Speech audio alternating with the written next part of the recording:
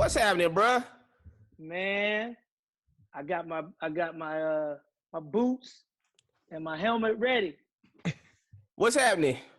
I They ain't been about to watching do the it. news. They about to deliver the verdict in about a half hour. Oh, Your shit. boy. Yeah. Yeah, man. You see, that's why I wore my shirt. I was gonna wear something else, but Shout out to You're man. right. Straight If up. anybody listening to audio, he got a shirt on that say, "Yes, I am mixed with black, unapologetically black, proud black, and black again." Straight yeah, up, bruh. man. And King Damn right. mixed with Yeah. King too. Well, I'm working on the key. I'm working on my crown right now. I'm working on my crown. Shout out to that, man. We got Guy Torry. So this is my homeboy Lee. He won't be on the main conversation. He just like help, if we need him to look up something or something like that. He around. What's I'd going have on, my wore my man? beard. I'd have wore my beard if I'd known it was a beard. Hey, party. you know what I'm saying? Hey, Man. this is my show just got canceled last week beard. That's what this is. Hey, man. Hey, that is your hey, man. You had a show to get canceled. Yeah, shout out to that. 5 years. We did 5 years. I can't complain. Yeah, man. That's a blessing, boy. Yeah, straight up. Blessing. That means it's, you got a different role, not maybe a better role, but a different role. Straight and up, another man. show. I've been in Straight this game too long. I know how it goes, bro. Man, and that's why I want to talk about it. So I want you to know, man, God, the reason I created this platform, I had it in mind. I started it during like COVID, during the quarantine, but I wanted to do it for like 2 years and I just didn't have the time to do it. And then finally when the pandemic struck, I was able to do it. And the point of this whole platform was I wanted to have a platform to celebrate people that I feel like are living legends and making legendary moves. You somebody that I've seen all throughout. I'm gonna make you sound a little old, but I mean just growing up. There you go. No, but growing up, man, you somebody that I always saw on TV, always saw on films, always funny, man. And then when I moved to LA, had a chance to do some shows with you and just get to know you a little bit. Did a TV like with that Black Card Revolt, Yeah, man. Yeah. It took mine. Hey, man, I took yours. I won both of my episodes. I beat you and Slink Johnson, Black Jesus. I beat his ass too. to the blackest mofos around, and you beat us both. Hey, man. You ain't even black. You kind of caramel. You paper baggish. Yeah, I would have almost passed that paper brown tag. What was that paper bag brown test or some shit back in the day? Yeah. Paper bag test. I would have almost passed it. You know what I'm saying? But that's why I wanted to have you on, man. But I wanted to like really, have this conversation with you. Now, before we get started, I want to get into some of your credits. The movie Life, American History X, Pearl Harbor, Runaway Jury, Don't Say a Word, Martin, The Animal, Trippin', The Strip. Man, so let's talk about it. Let's get into it. Man. Good. How was it growing up in St. Louis? Growing up in St. Louis was it was crazy because there's one part of our life where my mom and dad were separated. Because I was actually born in Northern California. Then we moved to New York. Then we got to St. Louis. Gotcha. But we claimed St. Louis because that was the most of the years, our most important years, at least my most important years anyway. So, so my mom was, in St. Louis raising 6 kids by herself, man, struggling. We were po-po, like po. And then at one point my dad was like, that's not cool. And he got back with my mom. So, it was like, it was a different life. So it was almost like born again. So growing up then, man, was discipline. Pops was a drill sergeant, man. So, we were in the hood. We were from the streets. We just weren't street. You know what I mean? So when he came, we were still poor, but not as poor when it was just my mom and the kids. But dad came in and instilled some discipline, man. And we needed that shit. Yeah, yeah, I could tell. Hey, was you one of those kids that was like always cracking jokes in class, like the class clown type dude? It's funny. At home, no. Joe was the one. My older brother. Those who don't know, I have an older brother named Joe Torry, aka Satan. Anyway, his brother is also a famous stand-up comedian in his own right, aka Satan. But Joe was the one who was always at home cracking jokes. Man, I was always the one at school, on the school bus, at work, on campus. When I was in college, I was that dude. So when I became a comedian, all my friends weren't surprised. At home, everybody was shocked. It's so funny. I was the exact same way. People couldn't believe it. At home, I was quiet. I was just watching TV. I didn't really say too much. And then at school, I was wilding out. So my mom used to get mad because I would have like good grades, but my behavior grades were bad. That part. Same way. Dude, same thing. Like my dad was one, because my mom was an educator. She was a teacher. Me too. So, and then my dad was a drill sergeant. and he was a disciplinarian, bro. So he was gonna pick up the report card, and I have an A or B, but he go look at that conduct grade, and that'd be like a 5, 5 being the worst, and maybe an A be a 5. And I got in trouble for that. He wouldn't even look at the grade first. But that's a comedian, man, because we're very smart, we're very intellectual, but then at the same time, we act the hell up. But that's what comedians are, man. We professional, smart assholes. I tell people, man, my homeboys know I say that all the time. I'm like, man, I'm an asshole. I said all comedians are assholes. Even Ellen DeGeneres. It's just different levels of your assholeness. But make no mistake, all comedians are assholes. I'm a bleached asshole. At least I'm bleached. Hey, so I ain't got that Ohio State Buckeye asshole. when did you start to get into comedy though? When did you start to see it as something that you could make a profession out of? Man, you know, it wasn't until really I got to LA. And my first comedy show was as crazy. It was in college as an attendee. Like they had, you know, you go on college campus, they had them free shows. We didn't been on both sides of them. You've probably done them as a comedian, but you also probably been a part of them as a student. So it was a comedian named Henry Cho, Korean comedian from Tennessee, man. It was the first comic I ever seen live. And then when my brother moved to LA to do stand-up, you know, he did Apollo and started doing guest star roles on sitcoms and stuff. And I was like, okay, I moved to LA in 92, man. I was like, you know what? Hell, I'm gonna try this, because I wasn't going anywhere in St. Louis. A dead-end job. I was like, fuck that. I'm moving to LA. And I was always kind of the campus clown, the class clown, like we said, but I really didn't understand being a comedian was actually a profession and a job, you know, until really I saw my brother on Def Jam. Wow. What did that do for you, seeing your brother on that show? I was like, oh, I'm funny in that nigga. No. But you know what's funny? No. When he started acting, he was on Amen first, you know, the show Amen from back in the day. And I was critiquing his acting then, but that's the pattern of my life, because I have, you know, it's 6 of us. So I have 4 older siblings. Everything they did, I did. So I followed in their footsteps, and I always was critiquing what they did. So it was just natural for me to see my brother, you know, do act and critique that, but then do stand up and then go on those and fill those shoes as well. So everything they did, I did, and either did it just as well or if not better.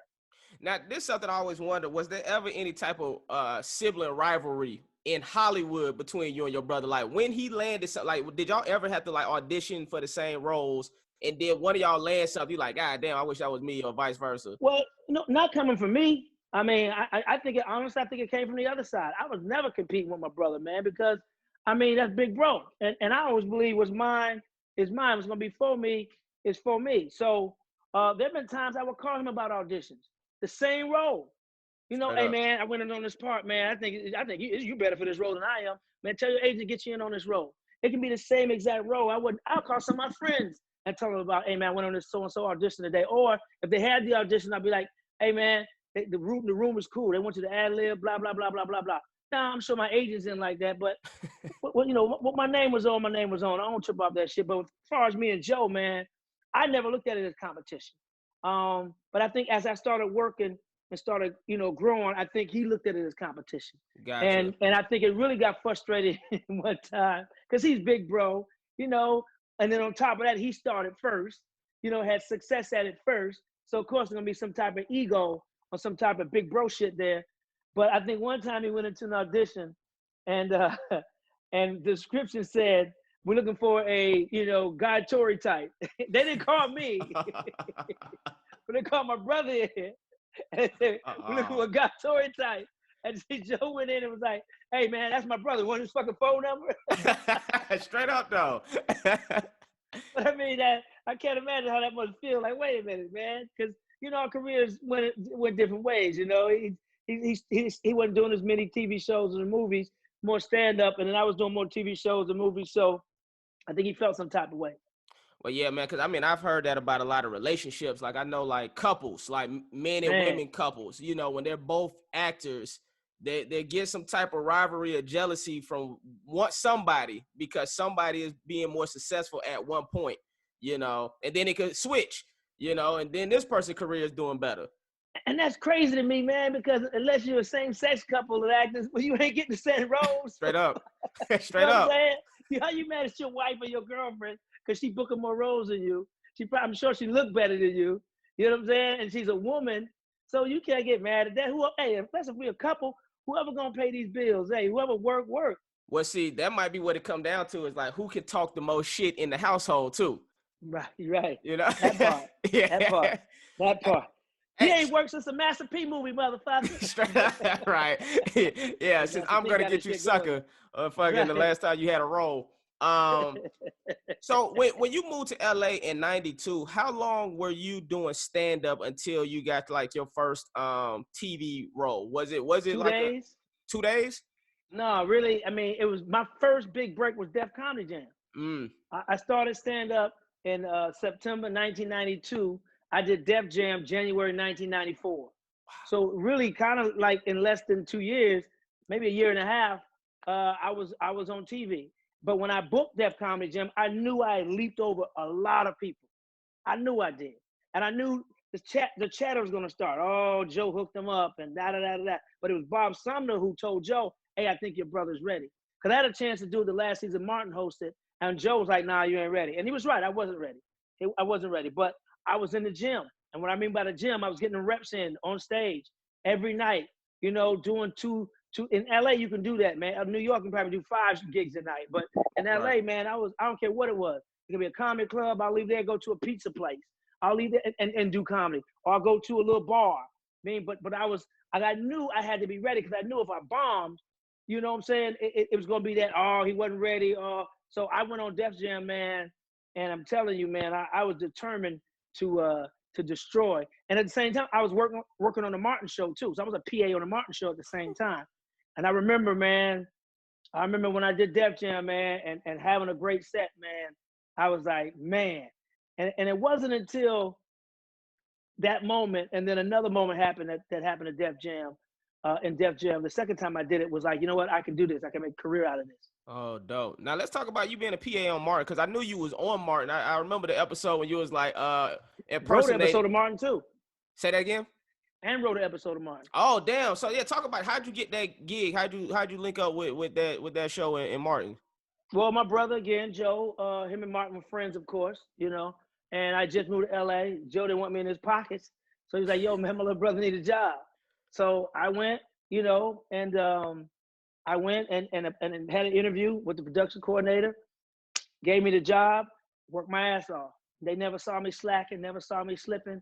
I was always on point, you know. I was hitting the comedy nights I didn't work. I was in a comedy club. The nights I worked, I was, you know, delivering scripts. You know, for those who don't know, a production assistant is that's you like a gopher. You're like a paid gopher. You're a glorified intern. Whatever errands they need you to run, you run. And from writers having you go to their house and turn a pot of greens off to delivering scripts to a guest star that's coming on the show the following week. Because this before emails, everybody. You This know. before emails. This is before GPS. Dude, we had a big ass Thomas guide. You had to look. That's how I learned LA. Because I'm coming from St. Louis. You know, I had a little hoopty, man. I learned LA by going and having to deliver scripts to the HBO executives, to the Fox executives, to the guest actors, to the writers, to producers, to everybody, man. And I remember one time, man, we had an actor that lived in Simi Valley. And those you don't know, that's where the Rodney King trial was. Racist as hell. And I had to go to Simi Valley like at 2 a.m. and deliver somebody's script. I did not get out the fucking car. I was like a paper boy that night. I rolled that window down and flung that. I don't know if he got that script or not. But I wasn't stepping on somebody's lawn in Simi Valley at 2 a.m. and the motion light go off. And I'm black. Somebody got a script. Man, I flew that script. So they hit the door. I was like, I'm out. Thank you, nigger. Yeah, got script. Yo, that's what's being a PA. And I always say that was the best job I ever had, man, because I learned so much doing that. I learned how to act on set as an actor. Now I'm an executive producer, but what producers do, what directors do. I met a lot of executives from HBO and Fox and things like that. So it's a job that you can get paid for. You can learn from. You can be a sponge, man, and soak all that shit up. But it led to so many things. It led to me doing audience warm-up. First time I did audience warm-up was on the Martin show when I filled in for J. Anthony Brown or Myra J. I guest starred. Before I guest starred, I was Martin stand-in for a couple episodes. I had to be Otis one time. I had to be Martin one time you just saw the side of me because we were kind of the same height and had to put the same gear on. But I also ended up writing an episode because I was always cracking jokes on everybody. So the writers were getting jokes for me to put in the script. So, then I ended up co-writing an episode called Romantic Weekend when they got attacked by this rat on this island. That was my first Oh, you script. co-wrote that one? Yeah, man. You'll That's see one of my favorites. Yeah, man. So it was a great job for me, man. It was a great entry job. But at the same time, I was hitting comedy clubs night after night after night after night after night after night. Now I got to ask you this, because I've had a couple people on that did Martin back in the day. I heard he was a wild. Now we all love Martin. I want to preface this with that. Right. Everyone bullshit. Everyone has stolen from Martin. At least I know I have for sure. I have. I wouldn't be the comedian I am today without Martin. So, however, I heard he was wild back in the day. Wild how? What's your definition of wild? I mean, but see, exactly. Now, the point I would get to is, what I've heard is he was saying more so like, yo, I got to run a set, so I have to be strict and kind of, put my foot down. And I think that was more Martin's rebuttal to anybody that thought he was kind of acting, I don't know, irrational or whatever, but what was your experience like on the set? Did you understand where he was coming from or what? Well, here's the thing. Martin comes from a military family, right? I come from a military family. So it's very strict, very disciplined, right? And Martin is one of those guys where if I'm giving 100%, and Martin actually was giving 150, 200%, you got to at least give me 75, 80. And if you ain't, then you get your asshole reamed out. Straight period. Up. So I never had a problem with him because I was always on point. I would find work to do. Whenever there were more errands and run a thing, I would find stuff to do. They never saw me sitting around lounging. Some of the other PAs would be playing Nintendo. I was always working and making stuff to do. So I never had a problem with it. But if you were somebody that was slacking, and you got to realize, it's his show. That's at that time. I think each episode was $500,000. I think each episode cost like 500,000. So you're responsible for that. If your name on the show, and people don't, he had the most pressure on him. The show is named after you. It's you. You're playing all these characters, and at that time, man, it was the 90s. We talk about the 90s in my documentary. The 90s was the shit. You had all these hella dope black sitcoms at the time. You had Def Comedy Jam on. You had Living Single on. You had Living Color on. Fresh you Prince. had Jamie Foxx, Fresh Prince. You had all these shows on at the same time, man. So you got to hold your own. And we already black. So it's going to be a lot of pressure on you. So you're going to be extra. And if you went overboard, he may have gone overboard a couple of times, but you don't know that pressure unless you have that amount of, until you're in that position. So you want everything. You want every I dotted, every T's crossed in that bad boy. And it's a lot of stress. And sometimes the writers will maybe get a little lazy in the writing. So he was like, because they know Martin was so talented, and it wasn't the black ones. But some of the other writers get lazy in their writing, and Martin's talented, he'll figure it out. Hell no, you get paid to write. You write me some shit that's foolproof that anybody can say this line and it's funny. Don't put it all on me because, and Martin was doing movies at the same time, touring and doing the show. So I can understand if he was a little bit, overboard, but it's justifiable. Yeah, straight up. So when you first got out there, because I think you touched on something that I wanted to touch on too, which was the 90s, man. You came up in the 90s doing stand-up, man. I feel like that's like a golden era for black comedians, for sure. What clubs were popping at that time? Like, what was the hot spots that people were going to? And I want to get to your Fat Tuesdays, but before we get, I want to talk about like when you was starting out, like what was the venues that you was going to start building up your material? I can't really talk on this too much because it's a huge piece of the documentary I'm currently shooting now. Got you. But I can talk enough to where I can paint a picture for you. You know what I'm Straight saying? up. It was Wakanda. Nice. It was motherfucking Wakanda because it was hip hop was to me the best era of hip hop was the 90s. Fashion, you know, um, the economy was great. We had expendable income, and then Def Jam had set the tone and burst this whole new this whole new what I gotta say human race, a species of black comedians that was unapologetic. So the 90s was like, man, the 90s was that girl you always wanted to bang, and you finally bang her, and it's bomb. It's bomb. The head is bomb. You know what I'm saying? Her titties are bomb. She squirts everything. That's what the 90s were. The 90s was that chick that you always wanted to bone, the pretty brown skin, you know, the perfect body, the soft voice, the perfect teeth, smart and intelligent, and then bam, you hit it. And man, the sex is all there too, and she loving you. That was the 90s, man. Man, If I had a time machine, I'd take my black ass back, man. Man, yeah, I wish. I mean, I was fucking in elementary and middle school at the time, but Man, I I mean, ain't have my teeth fixed, and I still was getting home. Hey, let me see if you okay. Maybe hopefully you could touch on this one. If not, I get it. I wanted to know if there was. I wanted to know like who was a comedian that no one wanted to follow back then. And it don't even have to be the night, but like when you was coming up, if there was like one particular comedian that everybody was like, this is, or who was just a beast that everybody was like, yo, this motherfucker is the truth. Well, I mean, that's kind of a difficult question because at certain parts of your career, you don't want to. It's good to be fearless. It's also good to be smart too. You know, sometimes you know there's certain people you don't want to come behind. It's just and from what I understand, in the generation before me, or right, you know, entering before I entered, was the guy was Bernie Mac. That was a guy that nobody wanted to follow. Now, I'm sure some people would say Robin Harris, you know, when he was hosting. But the guy that I know that I used to hear, that I saw from my own eyes, and I knew personally, it was that guy Bernie Mac. And then also, I mean, T.K. Kirkland was one of those guys too, because you know, because of his subject matter, because it was very R-rated, X-rated, very X-rated.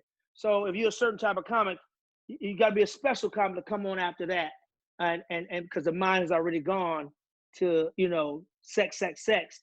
And then Joe would come out there, fire on the audience, bam, bam, bam, bam, bam, that rapid fire like that. You know what I'm saying? Those guys who are like that, who have that rhythm, you know, you can do it, and I've done it a few times because I want to see how big my balls are. You know, sometimes you gotta set yourself up to fail so you can win. If you think you are that, okay, then go on stage after somebody you think that everybody's scared to follow and see where your chips lie. And I remember I did that with Broadman one time. Broadman from the Fifth Flow. Right. Now I had been doing stand-up a little bit longer than him because he had stopped, he had blew up on the Martin show. But as far as name recognition, he was here because he's Broadman from the Fifth Flow. And I was, you know, Joe's little brother still, you know? So, and it's crazy because I used to deliver his script when I was a PA on Martin, which was Wow. crazy. So we was in Philly one time and he was the headliner because he had the bigger name. But I knew, man, I knew I had something. And I asked him, I said, hey man, let me follow you. Let me close. You keep the same money. I'll keep my same feature money. But I just want to see I want to see if I can follow somebody who has a bigger name than me. And you have to do those things sometimes. You got to put yourself in those moments so you can just see how big your balls are. Those are growing moments, and moments to where you're like, okay, you know, it gives you a little bit more confidence every time you go. And that's what you want to do every time you're on stage. You want to grow. You don't ever want to take a step backwards. You want to take a step forward. Straight up. Yeah, I had to do that one night. I think it was like a Crack 'em Up Thursdays in the Belly Room at the Comedy Store. They was doing an anniversary show. And I had to go up after, I want to say like Chris Spencer and Tony Rock one night. And I know. I know. And I was like, shit. I'm like, I did it. I killed. I'm not going to lie to you. I beasted. But luckily, I needed that because when I did kill, it gave me the confidence like, oh, okay, like you can be one of the big boys. You know what I'm saying? I think at that time I was like, damn, that's fucking Chris Spencer and Tony Rock. They're fucking legends. You know what I'm saying? I mean, both of them fucking they killers on stage. Absolutely. But what to go to what you were saying, once you do it and you like, damn, I was able to like really hold down my own, you know, it give you that certain level of confidence. Like, all right, now I just got to keep even going even harder to get even better and build what I'm trying to do out here comedically. But it's also the energy of a show. I remember we were in Tampa and you wanted to do a guest spot. Right. And I was like, okay, I knew you were funny, and it wasn't that I didn't think I could follow you, but I know your energy is almost like mine. You know what I mean? We both have the same type of, my voice ain't as whiny as yours, but it's a little bit whiny. And we're both animated, and we both have the energy that's like this. And sometimes, you know, I don't like following someone who's almost have the same energy as I do. Like when I used to put shows together for Fat Tuesdays, I had a formula that I used to put different styles together because it's all about styles. You don't want, you know, two motherfuckers on the same show doing impersonations. You know what I'm saying? You want two laid back people on the show. You want levels to a show. So I had a number formula that I taught my bookers how to book a show so the show could be consistent and the climax at the end. So with you, I was like, okay. When I saw you, I was like, okay, you brought the heat. You had the motherfuckers here. And I was like, okay, all right. I got to take them. I got to meet them where you are, but I got to bring them back into my world, then take them back up. Because I like to start here. I like to simmer them down because I'm on stage for an hour. I think you did maybe like 10 or 12 minutes. So I'm on stage for an entire hour at least, hour 15, hour 30 max. So I got to find a way to sustain, you know, levels of that show and not be here the whole time. So it's a way you guys kind of like meet them where you left them, and then slowly work them into your world, and then get them back to where you want them. It's a science. People don't understand that. Yeah. Hey, and I appreciate you letting me get up, man, because, you know, I'm from the Tampa Bay area, St. Petersburg. He was performing at the Tampa Improv. And every blue moon, if I see a comedian that I like, because I don't even want to sit through a comedian that I don't like, even to do a guest spot. So when I look, sometimes I'll go on and be like, let me see who's performing this weekend. And if it's a comedian that I like, then I hit them up and be like, yo, do you mind if I do a guest spot? Because that way I could be like, all right, not only am I going to get some time in, but I actually get to sit down and enjoy the comedy of a comedian that I'm a fan of. But all comedians don't let you get up on their shows. I don't do guest spots. So I appreciate that, bro. I'll tell you why. I used to all the time, and comics used to abuse it. They go over their time. And that's why, I mean, I'm all for helping other comedians out. That's what Fat Tuesdays was all about. Fat Tuesdays was never about me. Fat Tuesdays always was about giving a platform to other comedians. But when I was on the road and I started letting people do guest spots, they you know, some of them used to being in front of a big crowd, a crowd that large, you know, they supposed to do 5 minutes. They go on do 13. It's like, yo, and what it does is, number one, is disrespectful. So as a man, I'm like, okay, you disrespected me as a man. Then you disrespect me as a black man. Then I'm short. So now I think you think I'm short. Then I got dimples. So now that's 4 times. So that's 4 times motherfucking disrespect. Okay? I'm short, I'm black, I'm a man, and I got dimples. And I try to be a nice guy. I got, you know, teeth, nice teeth. So now you disrespect me because you think I'm a bitch. So now that's the disrespect part, that you didn't went way over your time. Number 2, now I'm out of my head for my show. Now I'm swole. Now I'm ready to punch you in your face when you come off stage. You done turned into Joe Torry. You know? I turned exactly. So now, I tell people, don't let these dimples fool you. But now I'm out of my head. I'm out of my game. And they came to see me. My name was on marquee. The pressure to put those asses in those seats is on me. So for them to come back, that's my audition for the next time I come back. Because we all got bills or families to feed, or mothers to take care of, or whatever. So that's how we eat. So when it's a direct slap in the face. And so to keep me out of jail, I just don't let everybody go up. Straight up. Hey, man. And unless I respect you, and I'm like, okay, you know, if I know you're gonna respect the time.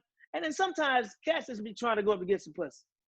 And I ain't trying to be a cock blocker, but it's like you ain't really working on nothing. You ain't really working. If you say you got to work on a Tonight Show set, or a set for this or a set for that, boom, I'm with you.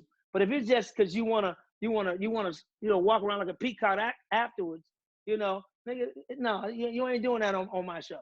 Yeah, straight up. Straight up. So I want to talk about if you can, the when you did Kings of Comedy. Um how was that experience? Because I don't know if everyone know you was the one of the original you was the original host, right? Original host, yeah, Yeah, for yeah. Kings of Comedy. And I remember that was something I found out like a few years back, and I was like, damn, I didn't know that shit. You know what I'm saying? So how did you land that spot? And how was that experience doing that show? I can't talk about that too much because we just interviewed Steve Harvey for my project, and he breaks it down beautifully. Okay, And good. we talking about that. But I would say Fat Tuesdays had something to do with that. You know, they wanted somebody who who who was going to make it, not make it about them. And at Mm. the time, I was doing comedy 5 years, barely 5 years in the game. So I was really, I was more like the prince of the Kings of Comedy than I was the king of comedy. So they wanted somebody who had the hardest room in the country. I got along with everybody, and you know, when you see the documentary, you'll understand, you know, how that came about. But yeah, it was a great experience because it grew me up. That tour grew me up. I went from being a comic to a comedian. Straight up, Because man. comic says funny things, a comedian make things funny. And watching those guys on stage night after night after night after night kill and destroy in these 10,000 seat arenas. I mean, 15,000 sometimes. I mean, bam, it was like, wow.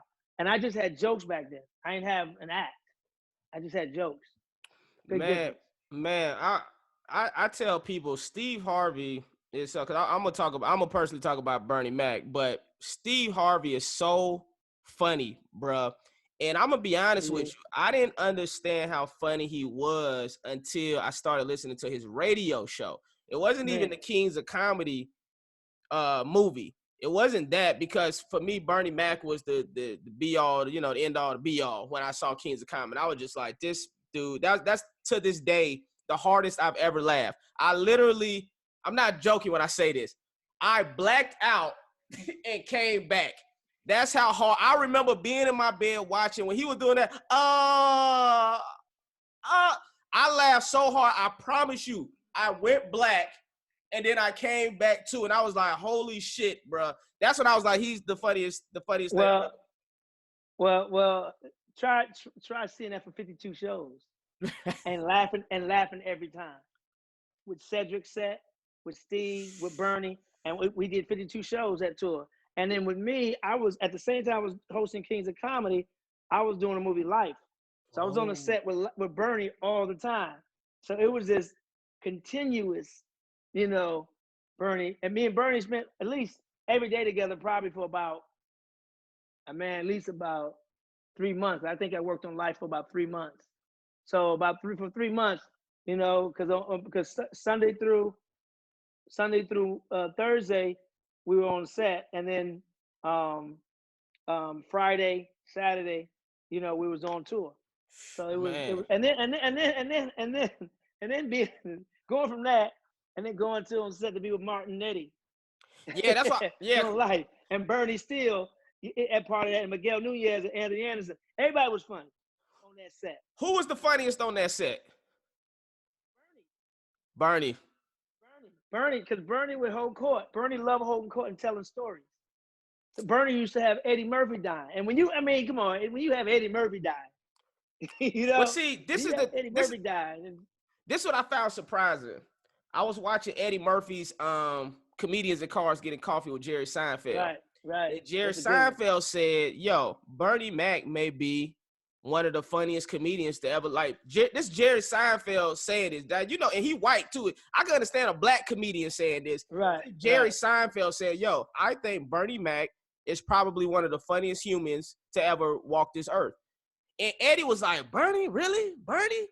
And I was kind of surprised that Eddie was saying that, because I'm like, yes, nigga, Bernie, yes. Like, but Well, he started naming like older comedians, and I get it. right. He started naming like people from like he grew up watching, so I could understand that might be why. But even somebody like a Chappelle, even somebody I think of an older generation can be like, Chappelle is he's one of the greatest, even if you didn't grow up seeing him. I think you could look at the material and be like, I mean, I don't know. I might be speaking Well, for too many people.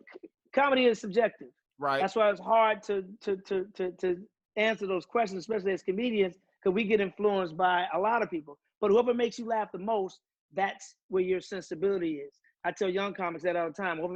That's who you study. Study everybody, but whoever make you laugh the most, that's who you study, because your point of view or your funny bone, y'all kind of share the same bone in that regard. But I can see what Eddie said. I can see what Seinfeld saying.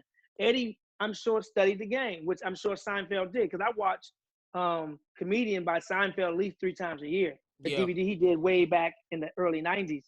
I just watched it during last year during quarantine. I watched it all the time. For him to do what he did, to scrap all his material at the height of his career and go back from ground zero is amazing to me. But, you know, Eddie studied, you know, probably Pigmeat Markham and Godfrey Cambridge and Flip Wilson and Bill Cosby and Pryor and the other ones, Lenny Bruce. He's Moms Mabley. Right. You know, he studied those comedians, man, and how they had to make people laugh. And we had to do white comedy, you know. We had to do comedy for black comedy for white people, you know. And it wasn't really probably until Def Jam where we probably said, fuck it, we doing comedy for us. I think that's what it switched. But in this documentary, without giving too much away, man, we talked to some incredible comedians, man. And it's sad that I can't talk to everybody I want to talk to, because our budget is only so much.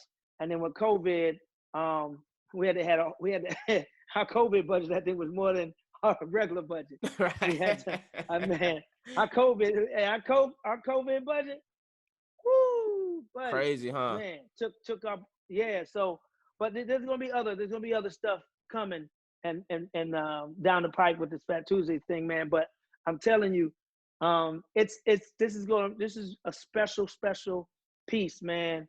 That's gonna be coming at you straight in your face, that I think will be something to watch for years. And it's our story, and that's what I always wanted to do, is be able to tell our stories as Black comedians, you know, male and female comedians, man, because we have a journey, you know, that's interesting and different from every other art. You know, musicians do their thing. Yes, they travel like we do, but they got members and they got crews and they got, you know, notes they can hold. They got history. They got hits they can sing over and over and over fucking again for 100 years. We just got that microphone and our motherfucking jokes and the love for what we do. So I want to be able to tell these stories, man, and that's what's happening with this project I'm on. Man, that's amazing. I can't wait to check it out. Let me get into some of your films. What time is it? Hold on. What time is it? 4:36. Oh yeah, did it come in yet? I don't know yet. I might have to run out and tear some shit up. I'm about to say, if it's guilty and you throw your phone, I'll be like, all right, well, I guess this is the end of that. And I appreciate you. I live downtown LA, man. I'm telling you right now, I'm hitting the cigar shop first and steal all of those cigars first, and then I'm hitting everything else. I don't know if that verdict came yet, man. Well, you let me know what it is too, in case I gotta go beat up some people. I'm tearing some shit up. The only good thing about a bad verdict is white people are extremely nice to us for at least a week. You know, they on their P's and Q's. They're like, whatever you need, Negro, whatever you need. Oh, they in hold on one second, sorry. Okay, they haven't announced it yet, but they're getting ready to. Verdict to be read any minute now. Okay, all right, let's go. Let's talk. You got his girlfriend. Let me know. His girlfriend talk. So I want to talk about, you don't work with some people, so I want to talk about the Wayans family. You did Don't Be a Menace. How was that experience? Man, that was my first film, my first acting job, man. I had to pay to be in that damn movie. What? Yeah, I had to pay because I was SAG eligible. So I had to, and before I did the movie, I had to join the union, and the union dues was $1,050.50, right? Yeah. $1,000, $50.50. I only got paid $600 to do for my day rate. So I had to pay basically $400 something to be in a movie technically. It's a classic. I had to join the union before I did the movie. So I basically kind of had to pay. Hey man. But it's worth it. It was money well spent, because you know that's what made me get my teeth fixed. When I saw my grill on 70 millimeters, I was like, oh Lord, nigga. When you did the movie, did you know it was gonna become a classic that it is? You don't, man, and you shouldn't. You know, when you read, because there's always three movies, man. You don't care what you do, comedy, dramas. It's the one that's written, the one you shoot, and the one you edit. You know, that's why the writers get awards, and that's why directors get awards, and that's why actors get awards, and that's why even editors, I think I said editors get awards, because Right.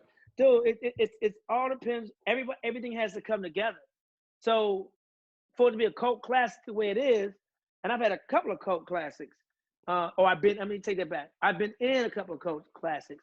So yeah, no, I didn't at all, man. But people love that movie. I've only seen it probably 3 times. I've seen most of my movies maybe only 3 times. That's crazy. Maybe only 2. I've seen the scenes every once in a while because I'm putting together a reel or something. But I hate watching me. Man, I've watched that movie. I don't know how many. I had a "Don't Be a Menace" T-shirt. I said that's gonna be too much. I was gonna wear it. I said that might be a little creepy. I'm not gonna wear that one. No, I always love for the Wayans though for putting me in that movie, man, and Robbie Reed who casted it, man. So shout out to one of the greatest award-winning casting agents ever. I'm not even gonna say black. I'm gonna say casting agent, director, should I say, CSA, Robbie Reed. And also the Wayans for putting me in that movie and really budding it started introduction to my acting career. Man, shout out to that, man. All right, and what about American History X? Another cult classic for a different reason. right. That movie, a result of Fat Tuesdays. They saw me at Fat Tuesdays, man, and who saw you at Fat Tuesdays? Role, the director. Gotcha. And producers, and definitely, man. So shout out, and that's what the night was created for in the first place, was to get everybody, work. But yeah, that movie was interesting, man, because you have a great actor in Ed Norton, man, who was misunderstood, basically, who bumped head with a lot of other directors and producers and stuff. But the end result was a cult classic, man, and I learned so much from working with him as an actor, as a serious actor. And it's hard, man, because when you're a comedian, my muscle is automatically making everything funny. That's what we do, no matter what it is. It'd be a plane crash. Like, damn, a lot of good pussy on that plane. Like, we come back, we gonna go to that. Straight up. But as a dramatic actor, man, you got to take your comedy ego and throw it way out the window, and be true to that dark side. Because the reason why we're comedians in the first fucking place is because we're dark on the inside. Yep. And you got to take your comedy ego, put it out the way, tap into that dark side that brought us to comedy anyway, and live there, dwell in that dark side, and that's when you'll be able to bring your dramatic moments out. I said that about Kevin Hart a long time ago. We did an independent movie called The Last Stand that Russ Parr, radio host Russ Parr, wrote and directed. I want to talk about that movie. Yeah, I'm listening. Kevin did some very dramatic work in that movie. I was like, man, if he ever decided to go dramatic, he gonna kill that shit. And he did in that one movie, and I'm sure there's more roles for him to come. But when we as comedians are able to tap into that dark side, and we'll be great dramatic actors. We just got to quit trying to be funny all the fucking time. Yeah, that's a lot of comedians' downfall. They don't know how to bring it down when it comes to why they don't book acting roles. You got to know how to bring it down. So even some of the stuff that I booked, there's still drama in a lot. I mean, the last 2 shows I did, technically, Rush Hour and MacGyver, I mean, technically, they're 1-hour dramas, Right. So you well, have dramedies in a way. Dramedies for sure. Not MacGyver classic. The classic MacGyver wasn't, but Rush Hour, even though it had its comedic elements, the show still had to be grounded in drama in order to get that. So it takes, salute to you. It takes a special actor to be able to do both. When you're given the liberty, because I did a show called The Strip on UPN back in the day, where I played the Vegas detective, and I wanted off that fucking show because Handcuffed. The handcuffs, handcuffs, and it's like, man, they hire you because they hire actor to read lines. Then, yeah, I can do that, but you brought my role in for a reason to be comedic. Don't handcuff me and want to do comedy your way. Let me do me, and I'll balance the two. I promise you I will. Because that was a good thing about life. First day on the set, Eddie Murphy told the director, Ted Demme, rest in peace, let them go. Eddie Murphy told the director, let them bring whatever. And for him to do that, you know, with all that funny around him, not to mention it was a period piece. Because now we're ad-libbing, but we had to be true in the piece and study what ad-libs were, what was slang back in the 40s. Right. Can't be doing some 2000, 90, 80 shit. Right. So I immersed myself in the 40s, in that era, and how they gave five and how they walked and what jive was back then. So when I ad-lib one of those words, not something that's current. I remember when we did the baseball scene, it was two extras high-fiving. And I told the director, because, you know, I'm not the director, so I told the director, you don't ever go to another actor. I told the director, hey, man, they just high-fiving that. He was like, I said, they didn't high-five in 40. It was more like this. He's like, oh. So you got to be able to catch that shit. Straight up. Know? And so for Eddie Murphy to say, hey, let them go, and it be a period piece like that, that's trust. That's trust. And what that is lack of ego on his part. Yeah. And iron sharpen iron. Straight up. Which is why that movie, another classic that you done been a part of.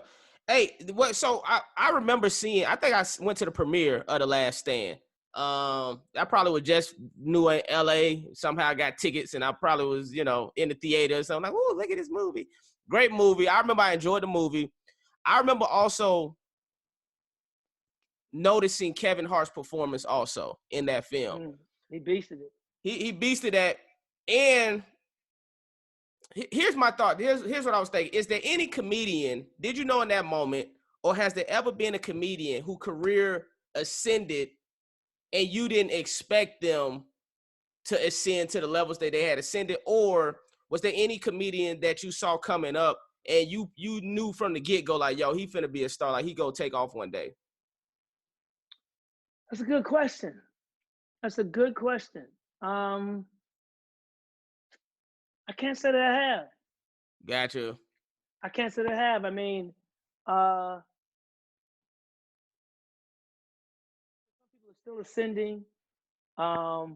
You find your niche, your niche market, and you get the right team around you. Because some people, I mean, there's some people who I thought would be bigger, you know, in some regard, you know, there's levels that I haven't reached that I want to still reach. But it's also about team. You got to have an awesome team around you. It's not just talent. You know, there's some guys out there on some school grounds who would have ran circles around Michael Jordan, but for some reason everything wasn't aligned. You can't. It has to be more than just the talent. It has to be, you know, your will, your drive, having the right team around you, making the right decisions, and without sounding corny, it takes God. That for me, I can only speak on my faith and my belief, but having that, and I'm really, really just finding out now, you know, in 28 years of doing this business, but living, you know, at my age, 52 years, of what it really means to let go and let God. You hear that all the time, but only when time of crisis. But it's really supposed to be every fucking day. It's supposed to be whatever you do, even in this business, which is the devil's playground. You know, it's not stressing over shit that you can't control. Straight up. And putting in work. This documentary that I'm working on, I've been working on for 12 years, 10 of it underground. Wow. And I just kept grinding at it, putting it down, going on tour, picking it back up. Always believing in it. And now that I'm doing it right now, this is when it was supposed to be done, because everything lined up. You know, you think about COVID happening when we started pitching it to studios, and like, man, how's this gonna work? Zoom? Fuck, you can't, because we've been in the rooms pitching, and it's nothing like being in the room. Right. You've been in the rooms, and you've been in that room and feel that energy, and you're a performer, boom. But then through Zoom, you don't get the same. It's like doing Zoom fucking comedy. Right. It ain't the same. You don't get the same energy as that live. So God was like, hey, don't worry about it. Just go be you. But for everything to line up the way it did, I wasn't supposed to do it 12 years ago, or 5 years ago, or 3 years ago. It's supposed to be done right now, because right now we had access to the talent. Because usually the talent we have on a movie set, a TV set, or on tour, we had access to the Comedy Store, which is normally open but it was closed. So we were able to get in there and film. And so it happened right when it was fucking supposed to happen. I got the right director that I wanted. And his schedule allowed him to be open to do it and something he wanted to do. So, you know, those people out there who may be listening to this, if you got a project you've been working on and you believe in, don't give it up. Don't give up at all. Keep grinding on it. Keep grinding on it. Keep praying on it. And I guarantee you, it's going to be beyond what you thought, because this project is beyond whatever thought it could be. And not that I put limits on God, but He's going to take you to a whole nother place. So whatever project it is, you don't have to be in the business. It can be you don't have to be an entertainer, but whatever idea that because that's your gift. My gift is comedy. My gift is stand-up entertainment. So if your gift is medicine and you got a cure for some shit, or you're an inventor, you got some product you want to invent, keep believing in it and keep working on it. And with whoever you pray to, I ain't speaking for anyone else's religion, but whoever you pray to, keep praying. Pray to the devil. I'm joking. But nigga, you be in hell with a vaccine, then nigga. Nah, I'm fucking around. You be in hell with an anti-God vaccine. My mom is somewhere shedding tear. I didn't mean to get deep, but I just had to share that, you know, with those out there listening, man, who working on something and think that it's never gonna see light. You keep working on it, it's gonna see light, because God has 3 answers for you: yes, no, and not yet. The no's may be not yes, so don't force it. Just be patient, and that's all I'm gonna say on that. Hey man, I think I'm about to say that's the perfect way to end it right there, man. I don't got nothing to say after that. You know what I'm saying? I just want everybody to do what they want to do, man. Hey man, hey, listen, I appreciate you. I know that verdict is about to come out, but I mean, I think the way you ended it was the perfect way to end it, man. Like I said, I created this platform to celebrate people I feel like are living legends and making legendary moves. Can't wait to see the documentary, bro. It's gonna be fire, man. I'm looking forward to it, man. I wish you nothing but continued success. You a king. Yeah, man, and keep doing your thing, bro. I appreciate you for doing this. Oh, trust me, man. And just stay tuned. I got something for you, so just stay tuned. Hey, right now, they're gonna do this verdict. I'm gonna go get my musket. I'm gonna get my poof. And it's 420. I don't smoke. I smoke cigars, but I'm gonna smoke something today. Hey, straight up. Well, if I got stuff. I got stuff, man. I look. What is that? Is that Cali Kush? Is that your brand? Where I got it from? The Oscars. God damn. Yeah, it was an Oscar party. I got this from. I don't smoke, but I smoke every once in a while. But I wanted to pump my boys' line, cookies, to Gary Payton. That's my guy. I ran out of Gary Payton, but if you do cookies, make sure you support Gary Payton. That's my guy. That's his line of weed. And Too Short got a line too. Shout out to Too Short, man. Yeah. You back on the road? You got any? Man, I just got back. Just got back from Toledo, Ohio. And it's funny, man, because, you know, since 2000, I've been grinding on the road at least 30, 40 weekends a year. And last year was the first year it was all shut down, but getting back on the road, man, dude, you not only are your jokes rusty and your timing is rusty, your packing is rusty. Because you leave, you don't pack everything that you normally, you know, you have a routine. Like, you left the Cialis pills and the rubbers, nigga.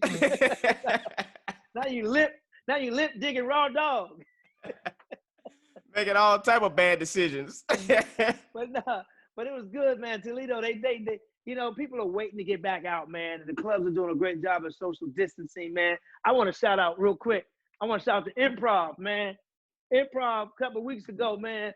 Improv sent me a box, man. Which city? And I know it was just from the Improv, period. Oh, they fire. sent me a box, man, and it said, "We miss you." And that just meant a lot, man. And it had a little gift bag in it with a notepad and a backpack, man. You know, very simple but very impactful. Yeah. And I'm just like, damn, when they, you know, and that made me really want to get back out there too, man. So shout out to the Improv chain, the Funny Bone chain, Chuckles, the Black-owned comedy clubs, man. We got support. So come on out, man, and laugh. We need it, people. Y'all need the laughter. We comedians need it for our therapy. Right. The clubs need it because they have staff and they have families. It's a win-win for everybody when you support live comedy. There's nothing like picking up that mic and going at it with a live audience and speaking to y'all. So get out there in them clubs, y'all, but social distance. Straight up. I wanna make note before we go that the Improv ain't send me shit. Fuck y'all for not sending me no back. Hey, but see, you gotta realize I'm a 20-year vet with the That's Improv. true. That's right. I ain't made them enough money yet. I respected the Improv. I'm just talking shit. No, please book me. You don't piss them off. Yeah, you don't. No, I love the Improv. Good to your boy. I don't perform that on Improv. Shout out to the Improv, man. Guy, appreciate you, bro. Keep doing your thing, man. Yes, sir. Peace.